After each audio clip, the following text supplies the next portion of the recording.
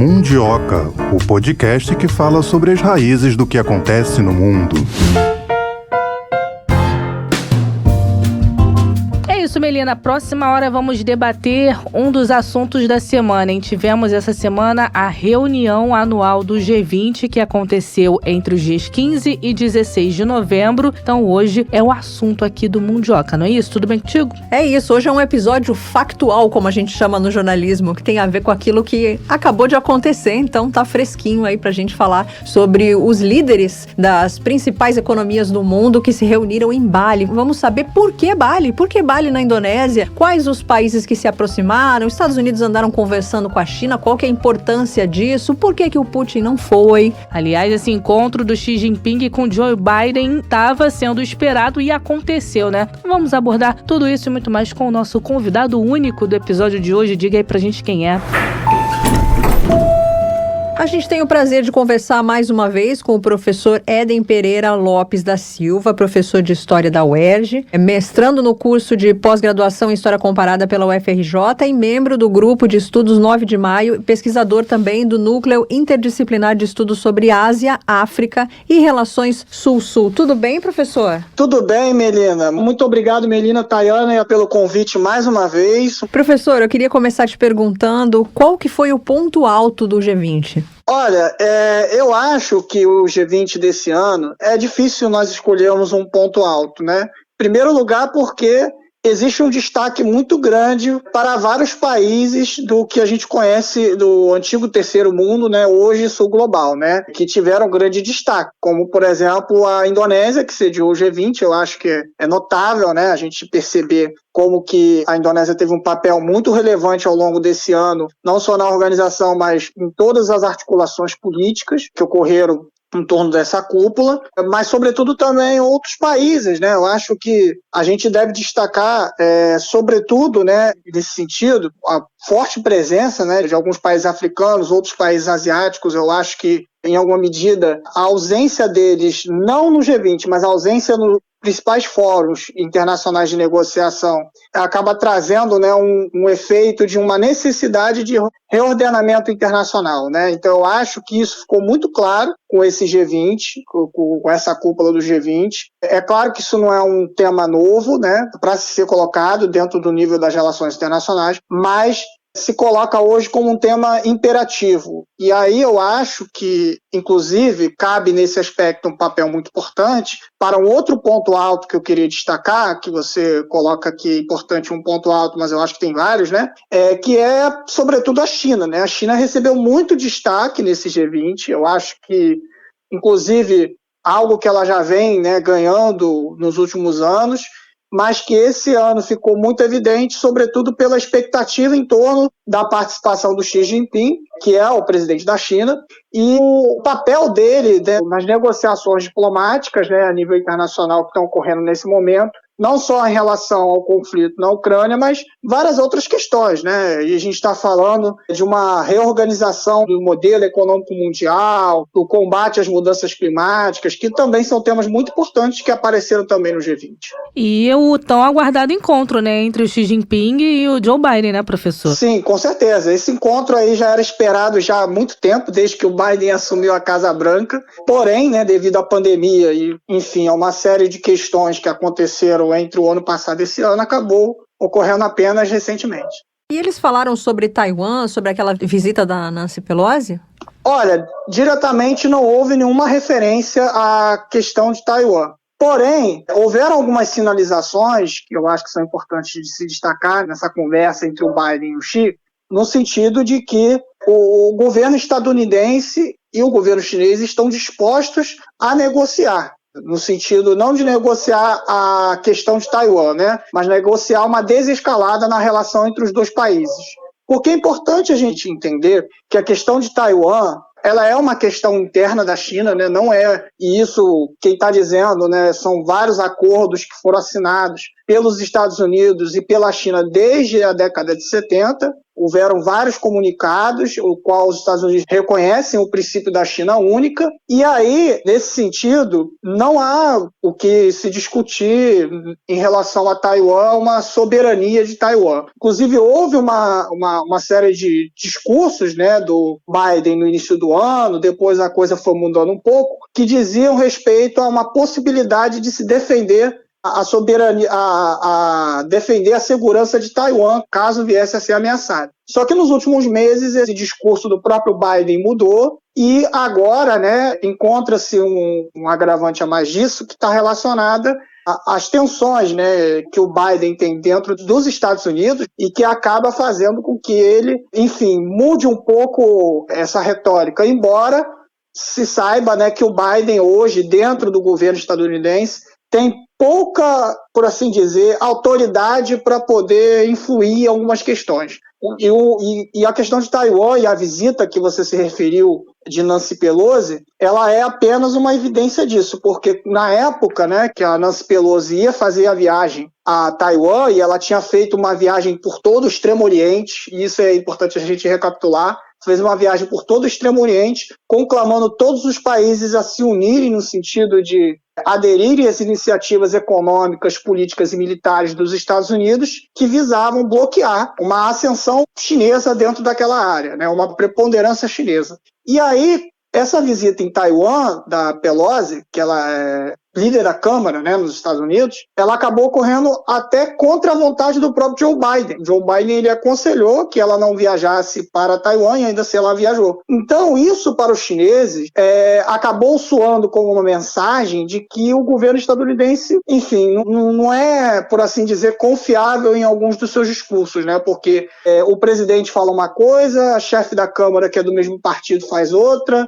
enfim. Então, por mais que tenham ocorrido essas sinalizações por parte de Joe Biden, a China entende, né, que para além de palavras é necessário que hajam ações concretas na direção de desescalar esse conflito que existe entre a China e os Estados Unidos, que os próprios americanos, né, denominam de competição estratégica, né, e que os chineses recusam, né, que haja qualquer ideia de competição ou qualquer ideia de conflito, né, porque isso faz parte, né, daquilo que os chineses chamam de um jogo de soma zero, né, a volta para os princípios da Guerra Fria. E isso é algo que transpareceu não só no encontro entre o Xi e o Biden, mas também transpareceu ao longo do G20. E aí, por isso que foi muito importante esse encontro entre o Xi e o Biden, porque para a China, né, não a China para si, né, mas para a China perante o mundo, né, mostra, né, que a China está disposta a negociar os pacíficos, né, não só no sentido da sua relação com o mundo, né, mas no sentido também da relação com os Estados Unidos. E que o governo estadunidense é que vem, né, em alguma medida, violando, né, os acordos e os tratados que eles mesmos, em alguma medida, assinaram, enfim, dizem que aderem, né? Então, eu acho que é importante a gente pontuar essa questão do encontro entre o Biden e o Xi, porque isso é um ponto importante, porém existem vários outros pontos, né, nas relações sino-estadunidenses que dizem respeito, por exemplo, às sanções não abertas que os Estados Unidos praticam, por exemplo, contra as empresas chinesas, né? Algumas empresas chinesas elas foram retiradas dessas blacklists dos Estados Unidos, porém outras, né, estão sendo, em alguma medida, escanteadas no meio desse processo. E aí, falando, por exemplo, da própria visita da Nancy Pelosi a Taiwan, se não me engano foi em agosto, uma das coisas que a Pelosi foi articular foi justamente uma reunião entre os países e as corporações de Taiwan, Coreia do Sul e Japão, no sentido de uma aliança desses países do ponto de vista tecnológico, uma produção de chips e de semicondutores que seja capaz de impedir que esse tipo de tecnologia chegue à China e abasteça o mercado chinês. O que denota aí uma competição do ponto de vista tecnológico que nem sempre é evidente e que evidentemente também não foi discutido nessa reunião entre o Biden e o Xi, mas que também está dentro desse contexto de escalada dos Estados Unidos para com a China no que diz respeito a Taiwan, porque, por exemplo, né, quando os Estados Unidos também querem afastar Taiwan da China, não se trata apenas, né, de uma questão política, territorial e militar, né? Também tem questões econômicas por trás disso, né? Uma das maiores empresas do mundo de produção de semicondutores é uma empresa taiwanesa, a TSMC.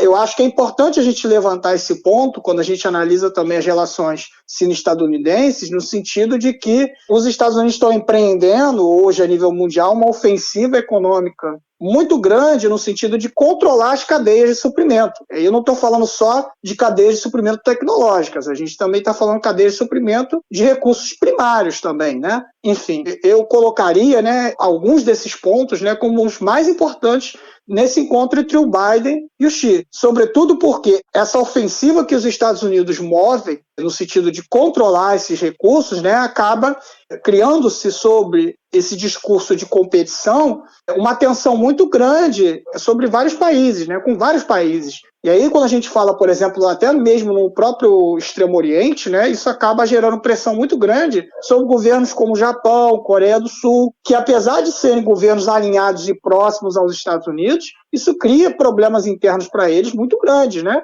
Porque a China, por exemplo, é a maior parceira econômica da Coreia do Sul. Então, eu acho que é relevante a gente apontar esse aspecto das relações sino-estadunidenses, como é que isso gera impacto, gera um efeito, e que faz parte também de uma estratégia por parte dos Estados Unidos gerar essas tensões, né? Agora, pareceu que nesse encontro eles buscaram, de certa forma, uma conciliação, né, professor? Até a mídia estatal chinesa chegou a reportar uma declaração do Xi Jinping falando que atualmente a única linha vermelha ali entre os dois é a questão envolvendo Taiwan. O senhor acredita que é isso mesmo? Sim, você está correta, Tayana. Realmente a única linha vermelha do ponto de vista político-militar, é a questão de Taiwan. Porém, como eu coloquei, né, tudo isso depende de algo que vai para além das palavras, né? Isso tem que vir a partir de gestos. E é isso hoje que os chineses exigem, né? Eu estava vendo recentemente, por exemplo, também, alguns acadêmicos chineses estavam discutindo sobre essa questão, e aí eles colocavam justamente isso, que é muito importante essa posição do Biden, essa posição dos Estados Unidos, porém tem que haver gestos práticos nesse sentido, né?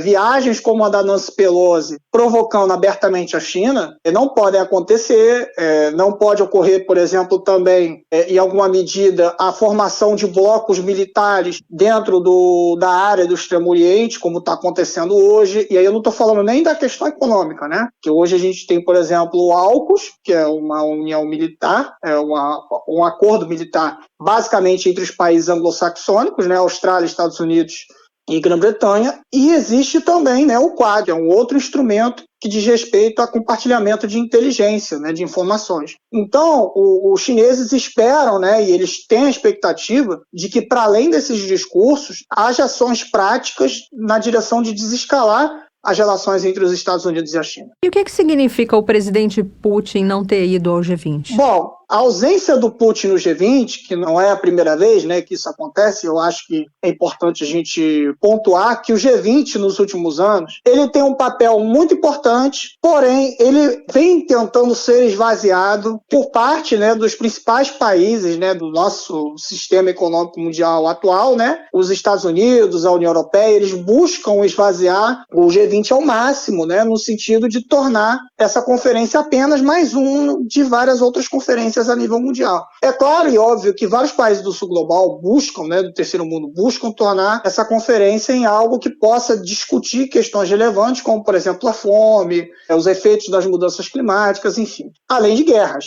Então, o governo... Só que boa parte dos países hoje que participam do G20, uma parte considerável dos países que participam do G20, são, em alguma medida, muitos deles são alinhados aos Estados Unidos, né? E a gente vê isso, em alguma medida, em algumas das posições e declarações, até mesmo na declaração final que saiu do G20, né? Do grupo dos países do G20.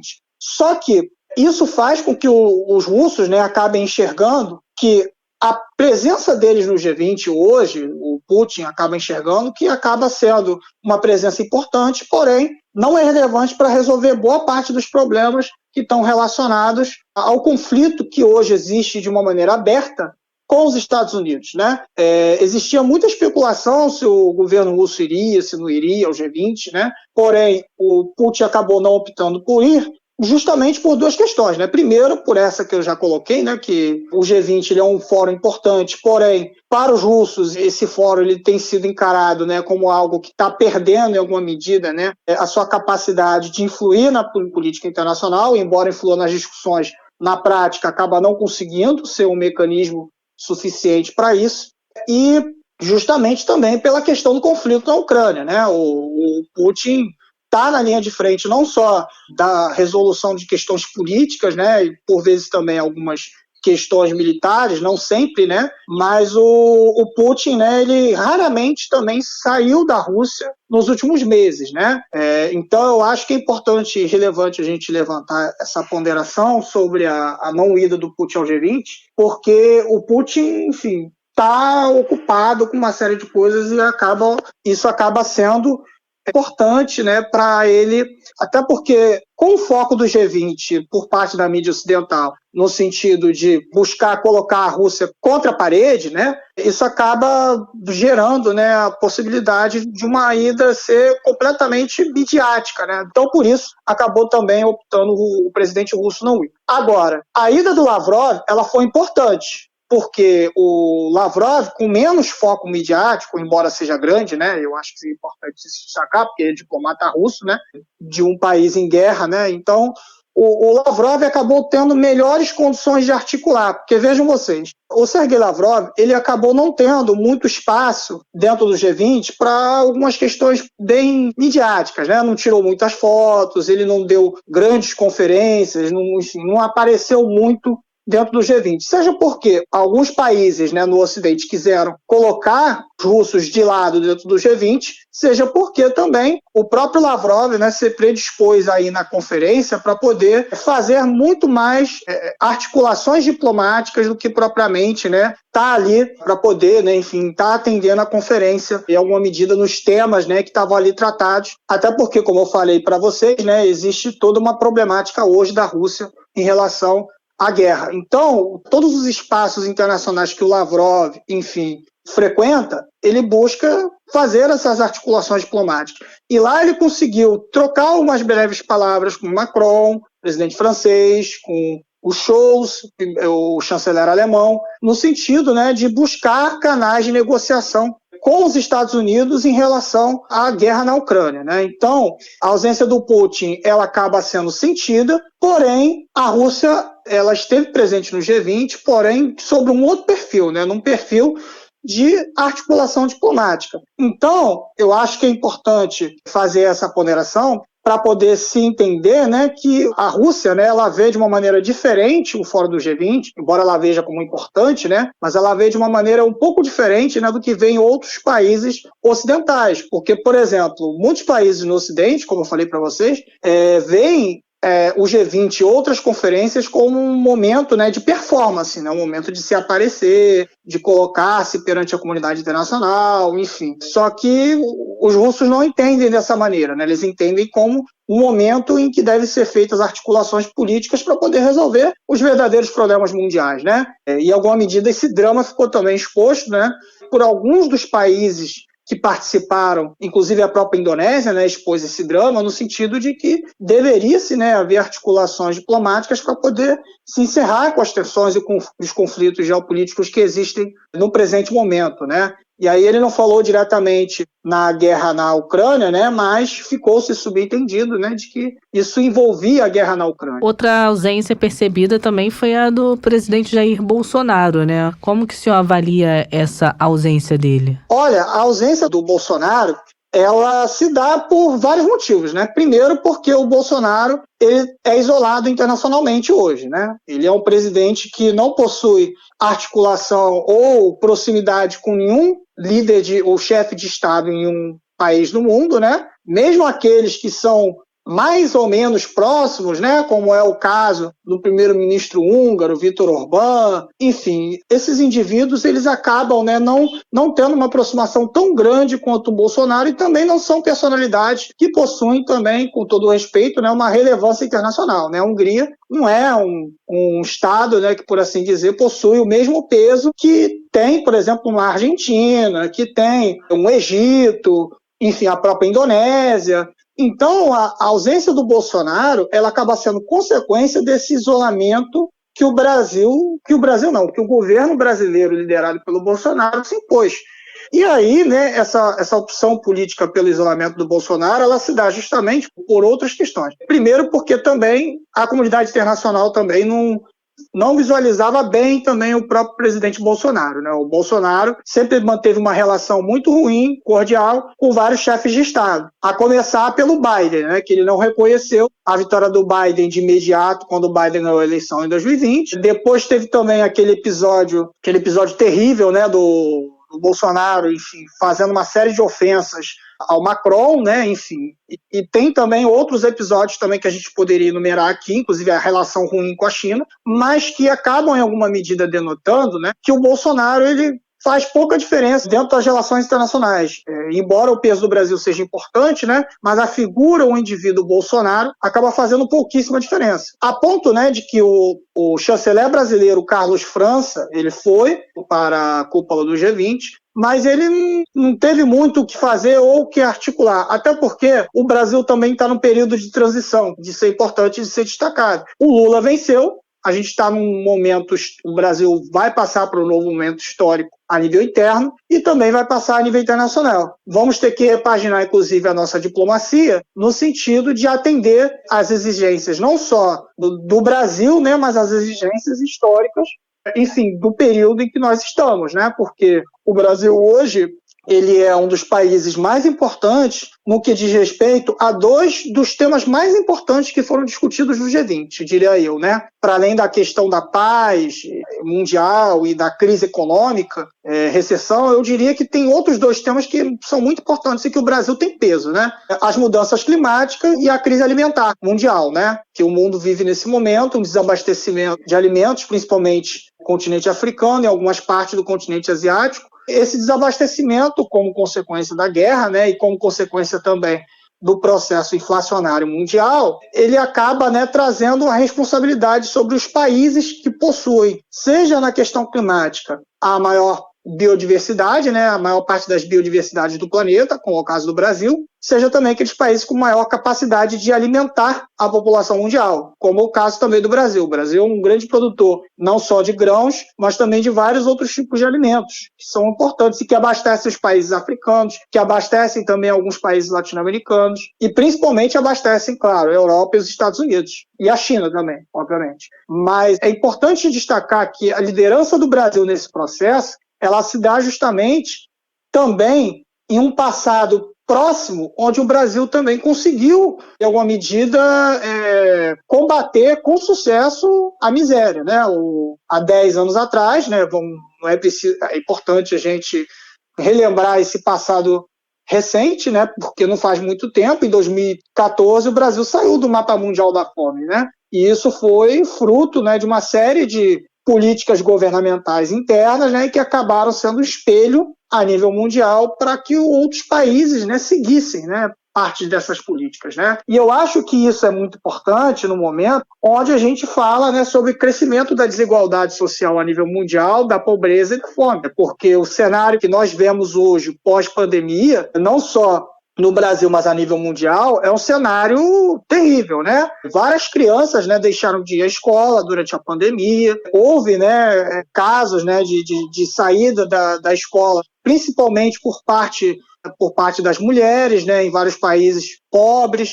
Então, eu acho que é muito importante a gente trazer essa questão do papel do Brasil, porque o Brasil, ele certamente vai ter um papel muito importante, não só nessa questão diplomática mais ampla, né, no que diz respeito à paz e à guerra, e aí a gente fala principalmente a questão da guerra na Ucrânia, mas também outros conflitos internacionais, mas também, sobretudo, essas outras questões também que nós tivemos uma presença muito importante no início do século, né, como o combate à fome e o combate às mudanças climáticas.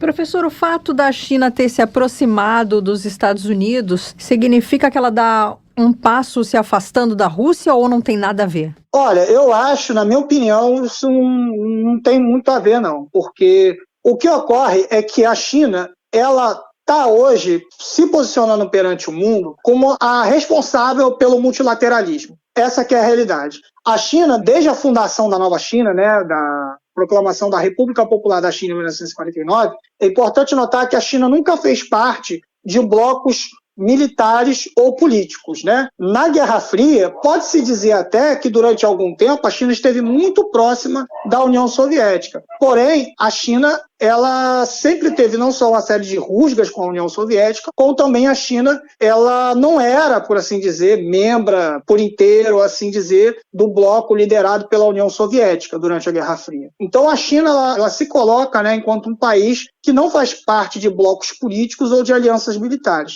Então, essa aproximação que a China tem com os Estados Unidos, de alguma maneira, ou gesto, né, de aproximação, vai afetar a relação que a China possui com a Rússia hoje. Porque o que a China possui com a Rússia hoje é uma aliança estratégica, uma parceria estratégica. Não no sentido da formação de um bloco militar, político, né, mas no sentido de uma parceria, né, no sentido de ação coordenada, política internacional, e que não necessariamente passe, né, pela constituição de uma institucionalidade dura, de um bloco, como, por exemplo, foi o Pacto de Varsóvia ou foi a OTAN durante a Guerra Fria, né? Então, eu acho que é importante a gente ressaltar isso, porque a China, ela, ao se estabelecer, se posicionar hoje, dessa maneira como eu estou colocando, como a responsável, né, ou como a grande senhora do multilateralismo a nível mundial, ela se coloca perante o sul global como aquela que não só vai buscar resolver as questões internacionais, como aquela também que pode, em alguma medida, né, trazer propostas de soluções, porque a China tem propostas, e eu acho que isso é importante, né? Um dos grandes problemas hoje dos Estados Unidos é que eles não possuem proposta a nível mundial, não só para o mundo pós-Covid, né, mas também para a reorganização das relações internacionais. Os Estados Unidos não têm nenhuma proposta prática para isso, né? Quem tem hoje é a China. A China ela tem uma proposta econômica, que é as novas rotas da seda, e a China tem uma proposta que é econômica, mas também não é só econômica, né? Econômica, social, política. E a China também tem outras propostas, né, no sentido de reorganizar a própria Organização das Nações Unidas, né? A China e a Rússia, as duas, elas têm isso por princípio, né? A necessidade de reorganizar a ONU. E tem esse desejo, né, no sentido de que os países, né, enfim, e as outras partes, elas têm que ter uma participação dentro das relações internacionais para refletir esse novo momento histórico, que não mais é aquele mundo pós-45, onde você tem várias potências a nível mundial e regional que são completamente diferentes, né? Hoje, por exemplo, em 1945, você poderia dizer que a França, né, o que faz parte da OTAN, ela é uma potência que tem que fazer parte, né, do conselho que governa o mundo, né? Mas hoje a França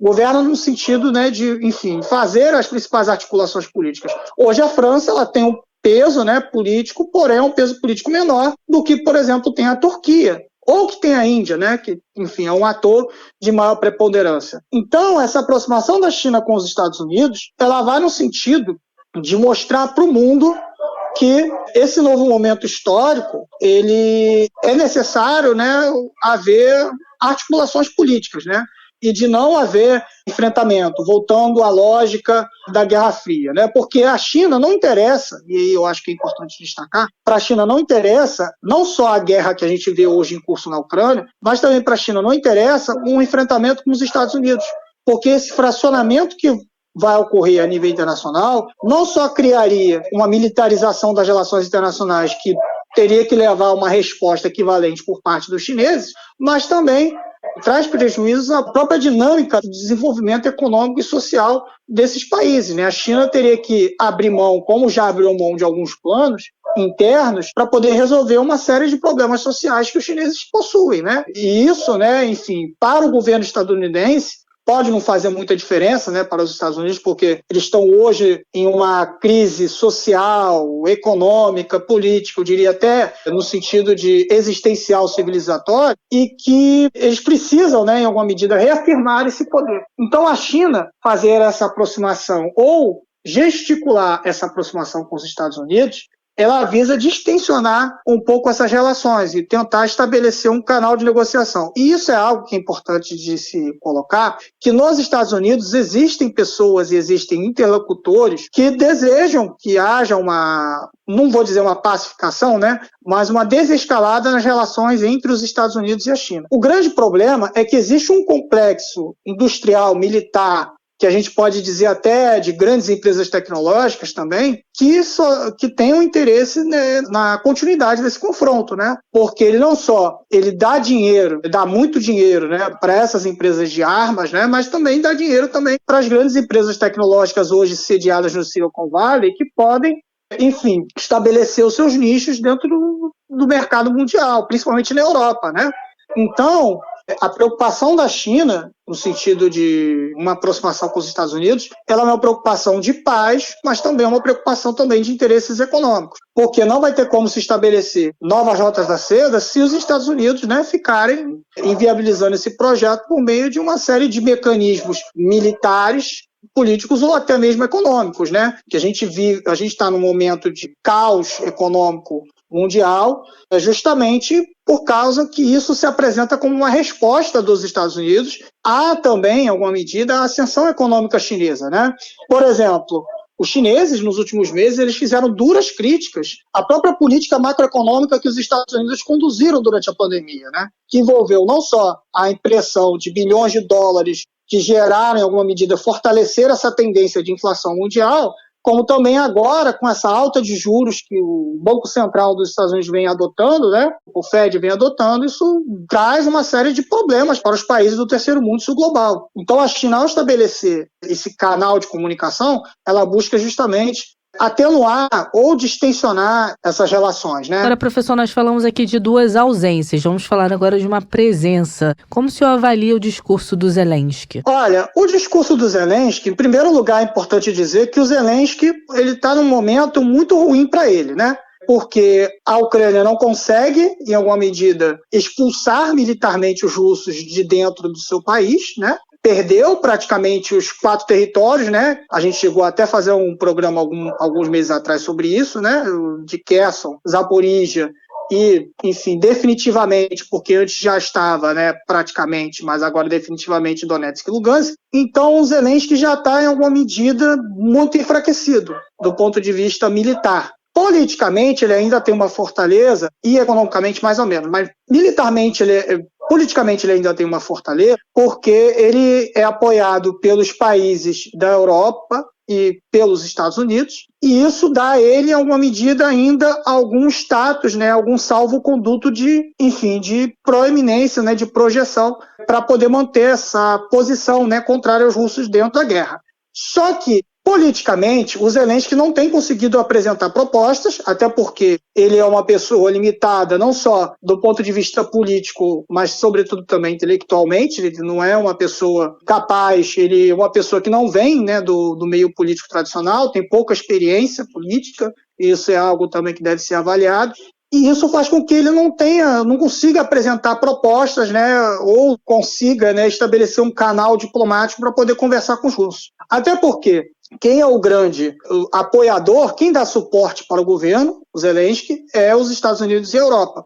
Então, diante disso, né, e isso é algo evidente para toda a comunidade internacional, aquilo que o Zelensky fala acaba tendo pouca relevância. O Zelensky, ele apresenta algumas propostas que parecem ser dele, né, mas que são propostas que já vêm sendo colocadas já, pelo menos, desde que ele assumiu a presidência, né, que são no sentido de que a Rússia deveria retirar suas tropas das áreas que são consideradas parte da Ucrânia, que a Rússia deveria acabar a guerra, enfim. São propostas que a gente vem ouvindo, né, desde o começo do conflito. Então o Zelensky ele acaba sendo uma pessoa que os países, né, a nível mundial, ou o terceiro mundo como um todo, acabam não escutando muito aquilo que o Zelensky tem para dizer. Porque os Estados Unidos, na verdade, né, quem faz as propostas, né, quem tem que conversar e quem tem que discutir, são os Estados Unidos. Então, o Zelensky acaba tendo, em alguma medida, uma relevância não muito grande, né, no meio desse processo do G20. O senhor acha que esse discurso do Zelensky, agora ele falou que esse é o momento para que o conflito com a Rússia seja interrompido, o senhor acha que ele está falando para as câmeras ou que realmente ele quer dizer isso? O discurso dele é um discurso vazio, que não se sustenta? O que o senhor pensa disso? É um discurso vazio que não se sustenta e também é um discurso para as câmaras, porque, na verdade, a única maneira de se acabar essa guerra é no momento, né, que, como se apresenta, né, é o estabelecimento de um cessar-fogo e as duas partes sentando para negociar, partindo do pressuposto por parte do Zelensky de que vai haver perdas por parte da Ucrânia. Então, ele colocar de que a guerra tem que acabar agora e que, enfim, que a Rússia tem que se retirar de todos os territórios que hoje estão ocupados dentro da Ucrânia, isso é algo que militarmente não faz sentido hoje, né? Que os russos já conquistaram determinadas áreas e eles não vão sair, e politicamente acaba sendo também algo fora do real, porque a Ucrânia hoje, ela já não é mais aquela Ucrânia de fevereiro que a gente conhecia, que já não era mais também aquela Ucrânia de 2014. Então, o Zelensky ele faz isso, na verdade, no sentido de sinalizar para as lideranças russas, e aí eu acho que é importante a gente ter essa percepção, porque nas últimas semanas ocorreram uma série de reuniões e encontros diplomáticos por parte de lideranças russas e lideranças estadunidenses, no sentido de buscar estabelecer quais seriam as possíveis condições de paz e de cessar-fogo dentro da Ucrânia, né? É claro que isso não foi dito abertamente por parte dessas lideranças. Porém, na semana passada, a porta-voz do governo dos Estados Unidos, porta-voz da Casa Branca, ela disse, né, que os Estados Unidos eles estariam dispostos a reconhecer uma realidade de paz dentro da Ucrânia e a conversar novos termos, né? Os Estados Unidos estariam dispostos a isso. E a Maria Zakharova, que é a porta-voz da chancelaria russa, ela disse algo semelhante, né, no sentido de que os russos eles poderiam negociar desde que os termos atuais que os russos exigem sejam respeitados dentro da Ucrânia. Então existe aí uma margem para negociação. Vamos lembrar que na semana anterior, o chanceler alemão, o Scholz, ele foi para a China. Embora eles fossem lá discutir uma série de questões relacionadas à relação alemã e chinesa, evidentemente que o Scholz também estava interessado também em discutir uma saída de meio termo para a guerra na Ucrânia. E que a China era um meio importante para poder se chegar a esse meio termo na guerra na Ucrânia. E aí quem é que estava ontem em Ankara discutindo, né, com o representante russo da inteligência russa, o Sergei Narishkin? Quem é que estava lá ontem em Ankara, né? Era ninguém menos do que embaixador estadunidense na China atual,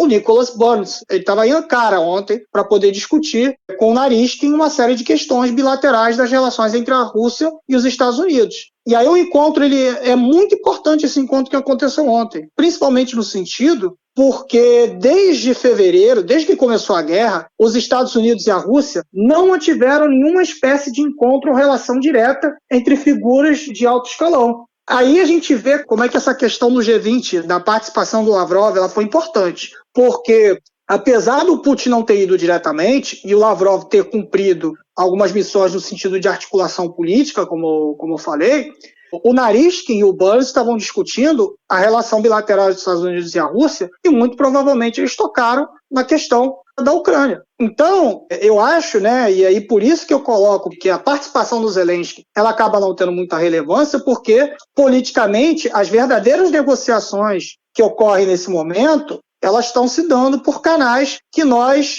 apenas visualizamos uma parte, apenas uma ponta do iceberg. Existe aí um canal que está circulando entre a Europa, a China e a própria Rússia, que passa também em alguma medida por Ankara, pela Turquia, né? E a Turquia foi a sede das negociações do acordo de grãos, que hoje, né, permite que, não só na Ucrânia, mas também que grãos na Rússia, em alguma medida, grãos e fertilizantes, né, possam ser liberados para poder chegar aos países africanos e países asiáticos que necessitam, né, desses produtos para poder alimentar e abastecer a sua população, a sua demanda interna. Então, eu encaro, né, esse apontamento que o Zelensky faz, esse discurso, como justamente uma direção, né, de apontamento para as câmeras, embora diga, né, que está disposto a negociar, mas quem dita os termos e quem está ditando os termos nesse momento para a negociação não é ele. De um modo geral, como que a questão do conflito na Ucrânia foi tratado na cúpula do G20? Bom, se a gente pega pela declaração final, O que fica claro para todo mundo é que os países do G20, boa parte dos países do G20, isso está na declaração, condenam a operação militar russa que ocorre na Ucrânia. Porém, essa condenação que ocorre por parte dos países do G20, e isso é importante levantar, ela é da maior parte dos países, ela não é unânime, né? Porque boa parte dos países compreendem que o problema da guerra na Ucrânia não está relacionado apenas à operação militar russa que se iniciou em fevereiro desse ano. A guerra na Ucrânia está relacionada a um contexto muito maior que, enfim, teve início lá em 2014 com a chamada Euromaidan, mas que também está relacionada ao conflito de espectro total que hoje acontece entre os Estados Unidos e a Rússia. Então, a guerra na Ucrânia ela não é vista por parte de alguns países do G20 no sentido diretamente, né, da operação que a Rússia empreende, né, e todos os custos, né, que isso leva à população ucraniana. Os países que participaram do G20, o que eles estão olhando é para as consequências que esse conflito traz a nível mundial. Uma das consequências é a crise energética que a gente vive hoje, né? Que já existia no começo do ano, mas que piorou. E aí eu volto a lembrar para vocês o problema da inflação, que não começou com a guerra na Ucrânia, isso é importante se destacar. Ano passado já tinha índices altos de inflação em vários países do mundo. A gente teve aquela insurreição revolta que aconteceu no Cazaquistão no início desse ano, insuflada justamente por questões relacionadas aos preços dos combustíveis e de vários víveres, né, da população dentro do país. E isso se espalhou a nível mundial, atingiu Sri Lanka, a gente viu isso também acontecer em alguma medida em alguns países africanos. Então, são esses efeitos, né, relacionados à inflação nos combustíveis e nos alimentos que preocupam os países do sul global. E por isso que eles discutem soluções no sentido de resolver esses problemas. Claro que é a partir da paz entre a Rússia e entre a Ucrânia, mas não só a paz entre a Rússia e a Ucrânia, mas também na retirada de todos os instrumentos unilaterais de sanções que foram impostas sobre a Rússia. Porque o que está levando, em alguma medida, o desabastecimento mundial não é de grãos, não é só a incapacidade ucraniana de exportar grãos. Importante lembrar que a Ucrânia ela é uma das maiores exportadoras de grãos do mundo. Quem é a maior exportadora de grãos do mundo não é a Ucrânia, é a Rússia, que está sob sanções. A maior exportadora de fertilizantes do mundo também é a Rússia. Então, eu acho que é importante levar isso em consideração para países, claro, do terceiro mundo. Então, eu acho que é importante levar isso em consideração para a gente poder analisar que quando os países falam pela paz e discutem as soluções para a guerra na Ucrânia, eles estão discutindo nos termos, né, de se retirar também essas sanções unilaterais que afetam esses países, né? Porque aí o preço do fertilizante dos grãos dobra, triplica, e aí a agricultura de vários países acaba tendo problemas para poder abastecer a sua própria população. A gente vê um caso claro disso quando uma série de países começam a impor protecionismo do ponto de vista econômico alimentar para poder conseguir abastecer a sua demanda interna. A Índia, por exemplo, impôs restrições à exportação de açúcar, de trigo e de vários outros alimentos. A própria Indonésia, que cedeu ao G20, né, ela impôs restrições à exportação de alimentos, porque ela sabia que os efeitos dessas sanções elas se apresentariam não apenas a curto, mas também a médio prazo. Ano que vem, nós vamos ter um ano muito difícil a nível mundial, por quê? Do ponto de vista econômico, que inclusive já se fala, né, o FMI fala em recessão. Por que vai ser difícil, né? Porque boa parte dos insumos e, enfim, suprimentos que deveriam chegar aos países esse ano para realizar o seu plantio, né? Principalmente na agricultura, não chegaram. E ano que vem a gente vai ter, se não uma estática, né? Uma regressão na quantidade de alimentos capazes de abastecer o mercado mundial, como um dos efeitos dessa guerra direta. E aí quem tem mais poder econômico e político acaba tendo a capacidade de concentrar esses recursos em suas mãos. E aí os Estados Unidos imprimiram muito dinheiro ao longo da pandemia, tornando capaz de eles conseguirem, né, dolarizar a economia mundial no sentido de centralizar algumas dessas cadeias de suprimento a partir da dolarização. A subida da taxa de juros e o fortalecimento do dólar, que prejudica esses países, e é parte, né, daquelas críticas que eu já coloquei anteriormente que a China fez à política macroeconômica dos Estados Unidos, acaba prejudicando uma série de países, né, no sentido de conseguir abastecer a sua demanda interna. Então, Eu dei essa volta toda, até peço desculpa para vocês dar essa volta toda para poder explicar, porque os países do sul global eles estão olhando todos esses efeitos nesse momento. E aí quando o presidente da Indonésia, Joko Widodo, ele abre o G20 colocando que era necessário o mundo acabar com essa divisão de blocos que existiu na Guerra Fria, que era necessário acabar com a guerra agora, e ele não se refere necessariamente à guerra na Ucrânia, mas o confronto que existe de espectro total dos Estados Unidos com a Rússia, é no sentido de que é necessário normalizar essas relações que hoje estão quebradas a nível mundial e que representam uma conflagração sem precedentes nas últimas décadas.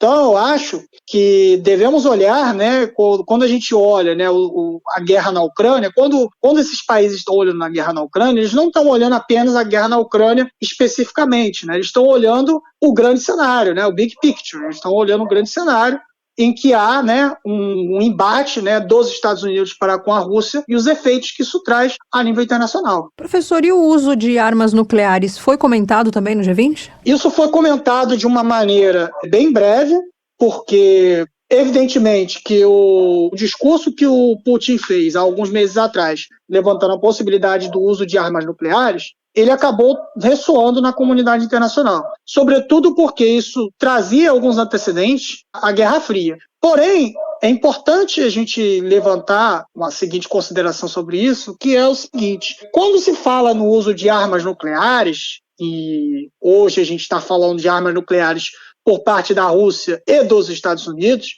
é importante levantar em consideração que existem doutrinas diferentes entre a Rússia e os Estados Unidos no uso de armas nucleares.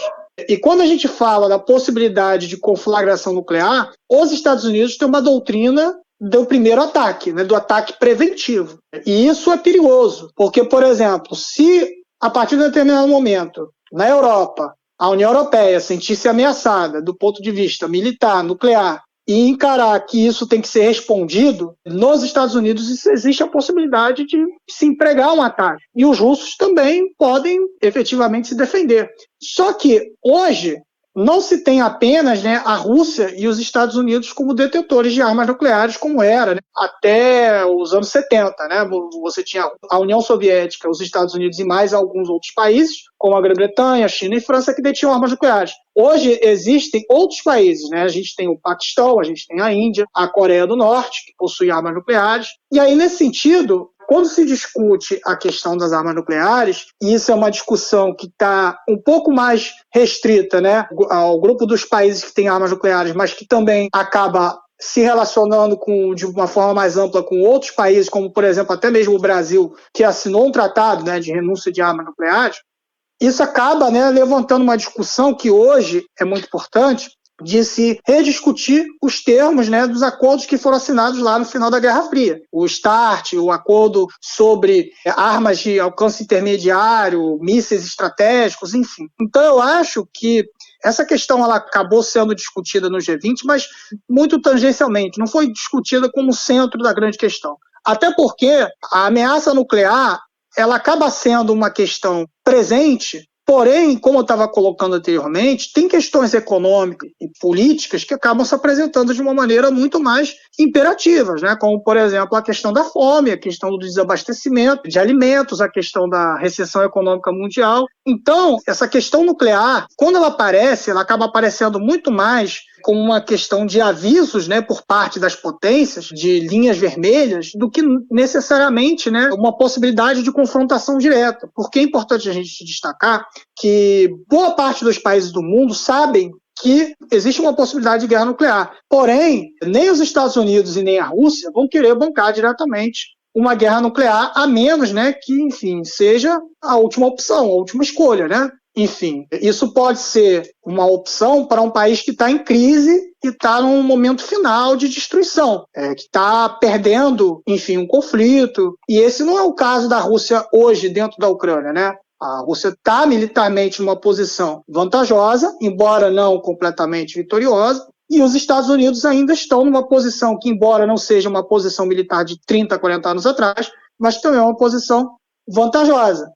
E que acaba sendo uma posição de equiparação junto à Rússia. Então isso acaba trazendo em alguma medida, né, um equilíbrio perigoso, né, mas que acaba sendo, né, enfim, um centro de discussões que sempre aparece, mas que hoje não é tão relevante, é relevante, né, mas acaba não sendo tão relevante quanto outros temas que eu citei aqui ao longo da nossa conversa. Para encerrar, professor, queria que o senhor falasse para a gente aqui, para os nossos ouvintes, sobre a escolha da Indonésia como sede dessa cúpula do G20. Como que aconteceu essa escolha? Por que a Indonésia foi escolhida? Olha, Tayana, esse ponto que você coloca é muito importante, é fundamental, porque a Indonésia, hoje, ela é uma das maiores potências econômicas do mundo. A Indonésia é um país economicamente poderoso. Ela faz, para quem não sabe, a Indonésia é um país do Sudeste Asiático, que faz parte de um bloco econômico e político chamado ASEAN, Associação dos Estados do Sudeste Asiático. Ela é a principal economia da ASEAN, junto com o Vietnã, e a Indonésia é um país que possui uma história diplomática que as pessoas acabam não conhecendo muito e que é muito importante. Por exemplo, a Indonésia sediou a grande conferência afroasiática de Bandung em 1954, né, que gerou, né, a fundação do movimento dos países não aliados. Então, a Indonésia tem um papel muito importante nas articulações políticas e diplomáticas dos países do terceiro mundo. É por isso, né, inclusive, que eu comecei a nossa conversa aqui destacando, né, a importância dos países do terceiro mundo, né, dentro dessa conferência, né, inclusive em algumas das discussões que foram travadas e que foram tratadas. A Indonésia, ela é uma das chamadas, entre aspas, potências emergentes e que não só tem um poderio econômico e político-militar, mas que também tem um poderio populacional que é importante. A gente está falando, por exemplo, de reformas na Organização das Nações Unidas e nas instituições internacionais. A Indonésia, com quase 300 milhões de habitantes, ela tem que ter alguma representatividade. Não é possível que a Indonésia, né, com quase 300 milhões de habitantes, não tenha um peso grande na comunidade internacional, né? A Indonésia é um ator muito importante. E o presidente atual da Indonésia, o Joko Widodo, ele se apresenta, embora, enfim, possa ser uma comparação até exagerada, mas ele busca se apresentar, né, como uma continuidade daquilo que foi iniciado pelo Sukarno, lá em Bandung, na Indonésia, em 1955. O Joko Widodo, ele busca se apresentar dessa forma. E aí, a Indonésia, ela acaba cumprindo, nesse sentido, um papel de articulação política que é muito importante. Eu vou dar só um exemplo para vocês aqui, que eu acho que acaba encarnando isso que eu estou falando. Ao longo desse ano, quando ocorreram as negociações da liberação dos grãos do porto de Odessa, lá na guerra na Ucrânia, um dos atores que participou das conversas e que, inclusive, viajou até Moscou para conversar com Putin, foi quem? Foi o presidente da Indonésia, Joko Widodo. Então, a Indonésia busca se colocar enquanto um ator diplomático de relevância e de primeiro nível dentro do mundo, na mesma medida em que outros países, né, como a gente vê hoje a Índia, como a gente viu no passado até o Brasil, talvez, né, voltando mais à frente, né, mas como a gente viu o Brasil, como a gente vê também outros países se apresentando também hoje, como o Egito, enfim. Então a Indonésia, a presidência dela, a escolha dela se justifica perante, né, a posição de alto nível da importância política que ela tem hoje a nível mundial. E tem uma questão que eu acho que é relevante de apontar nesse aspecto, que é o seguinte: a Indonésia, ela possui não só relevância do ponto de vista econômico, político, mas também na biodiversidade. A Indonésia é um dos poucos países mundiais que ainda mantém, né, boa parte das suas florestas originais intactas. A Indonésia também é um dos países que está dentro da fronteira, né, do conhecimento. A Indonésia tem muitos cientistas hoje a nível mundial. A Indonésia é um dos países que mais produz também cientistas. Então, tudo isso acabou sendo uma importante justificativa para a escolha da Indonésia dentro do G20. Agora, tem um aspecto aqui que, inclusive, a gente acabou não passando pela nossa conversa, mas que eu acho que é importante destacar em relação à Indonésia, é que a Indonésia também hoje, ela acaba se colocando enquanto mediador também do conflito entre os Estados Unidos e a China. Um ator de peso, inclusive, né? Seja porque a Indonésia tem relações históricas com a China por causa da presença da diáspora chinesa dentro da Indonésia, que é uma grande diáspora, seja porque também a Indonésia, durante muito tempo, foi uma aliada muito próxima dos Estados Unidos. Então a Indonésia, ela cumpre um papel político e diplomático hoje fundamental para as negociações internacionais. Por isso a escolha da Indonésia acaba sendo muito importante. A Indonésia, inclusive, passou o bastão para a Índia, porque a Índia ano que vem vai ser a sede do G20, o Narendra Modi. E é importante também, relevante destacar, que a Indonésia ela tem uma grande entrada dentro de outras áreas também do continente asiático. A Indonésia tem uma grande presença muçulmana, por exemplo, né? A Indonésia é uma voz importante para o mundo muçulmano. A Indonésia também tem uma voz muito importante para outros povos e outras culturas do Sudeste Asiático que não estão necessariamente representadas dentro do G20 hoje, embora a ASEAN tenha uma presença muito importante como a da Indonésia. Então, eu acho que a escolha da Indonésia ela foi fundamental e desenha também um papel de alto nível que o próprio país passa a cumprir daqui para frente e que é consolidado pelas escolhas políticas que foram feitas nas últimas décadas, né? Sobretudo após a queda da ditadura do general Suharto, lá no final dos anos 90. Tá certo, quero te agradecer imensamente, professor Éden Pereira Lopes da Silva, pela sua disposição e pela sua disponibilidade em conversar aqui com o Mundioca, uma conversa totalmente esclarecedora. Um abraço. Um abraço, muito obrigado, Melina, Tayana e a todos os ouvintes. Até a próxima. Tchau, tchau. Eu sublinhei aqui alguns fatos como os principais, na minha visão, dessa reunião desse ano, né, da cúpula do G20. O encontro do Xi Jinping com Joe Biden, né, que repercutiu aí a nível internacional. A ausência do presidente da Rússia, Vladimir Putin. A ausência de Jair Bolsonaro, né? Primeira vez que ele falta a uma cúpula do G20 desde que assumiu a presidência, e o Brasil acabou sendo representado pelo chanceler Carlos França. E pontuei aqui também o discurso do Zelensky, que falou que esse é o momento para o fim do conflito lá na Ucrânia. Tá certo, vamos então para o mundo bizarro. Pontuar ele também como um tema importante do episódio de hoje. Mundo Bizarro. Melina, não consigo não. Toca você, porque só de olhar a foto, eu não consigo nem olhar pra essa foto. Vai, fala aí pro nosso ouvinte, por que eu tô desse jeito? A Thay não gosta de rato, eu também não gosto não, mas a minha ojeriza é um pouquinho menor. Um homem encontrou um rato do tamanho de um cachorro no jardim de casa em Blackburn, na Inglaterra. Derek Blemire é aposentado e relata que é atormentado por ratos no seu jardim. A novidade agora, no entanto, foi o tamanho do roedor, que mais parecia um cachorro da raça Border Terrier. Ou seja, não é tão pequeno assim, né? Deus me livre. Até o pequenininho eu morro de medo, um grandão assim, Deus me livre. Segundo o homem, as tentativas de capturar os ratos são constantes. Os animais que costumam entrar no seu terreno para se alimentar das comidas dos pássaros conseguem entrar mesmo com as armadilhas feitas por ele. Ele conta que nos últimos anos capturou 50 ratos dentro do seu terreno. Jesus. E ele contou, né? O roedor gigante tinha do nariz à cauda cerca de 46 centímetros. Imagina a régua de 30 centímetros, mais um pouquinho mais. Mais a metade da outra régua. A esposa dele, Silvia, ainda tirou uma foto do marido segurando o animal com um catador de lixo. Essa foto, Deus me livre, não dá pra mim não. Sabe o que eu lembrei aqui?